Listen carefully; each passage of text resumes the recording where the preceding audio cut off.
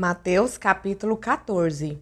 Naquele tempo, ouviu Herodes, o tetrarca, a fama de Jesus, e disse aos seus criados: Este é João Batista, ressuscitou dos mortos, e por isto estas maravilhas operam nele.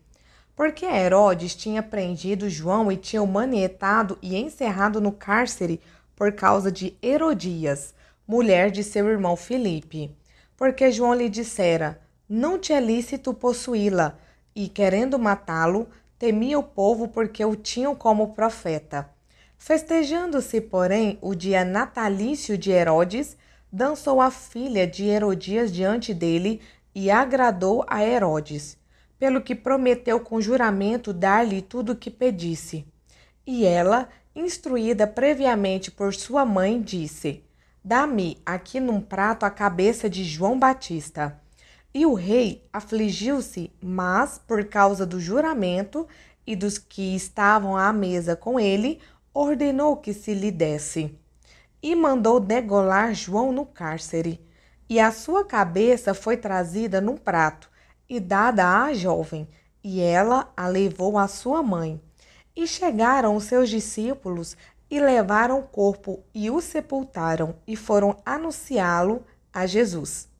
E Jesus, ouvindo isso, retirou-se dali num barco para um lugar deserto, apartado, e sabendo o povo, seguiu-o a pé desde as cidades.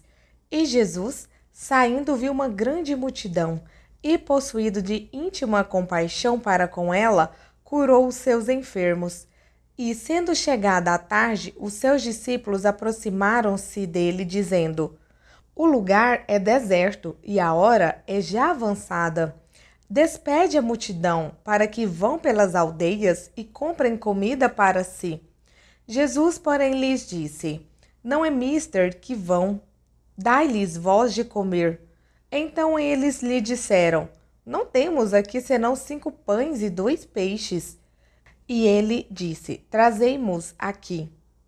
Tendo mandado que a multidão se assentasse sobre a erva, tomou os 5 pães e os 2 peixes, e erguendo os olhos ao céu, os abençoou. E partindo os pães, deu-os aos discípulos, e os discípulos à multidão. E comeram todos, e saciaram-se, e levantaram dos pedaços que sobejaram 12 cestos cheios. E os que comeram foram quase 5.000 homens, além das mulheres e crianças.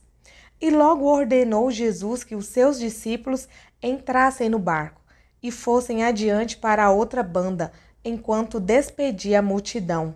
E, despedida a multidão, subiu ao monte para orar à parte.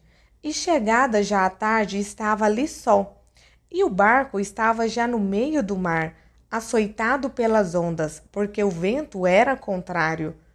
Mas, à 4ª vigília da noite, dirigiu-se Jesus para eles, caminhando por cima do mar.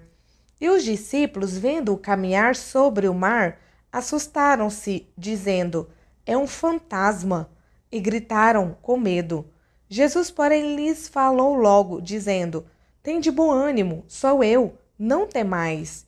E respondeu-lhe Pedro e disse: Senhor, se és tu, manda-me ir ter contigo por cima das águas.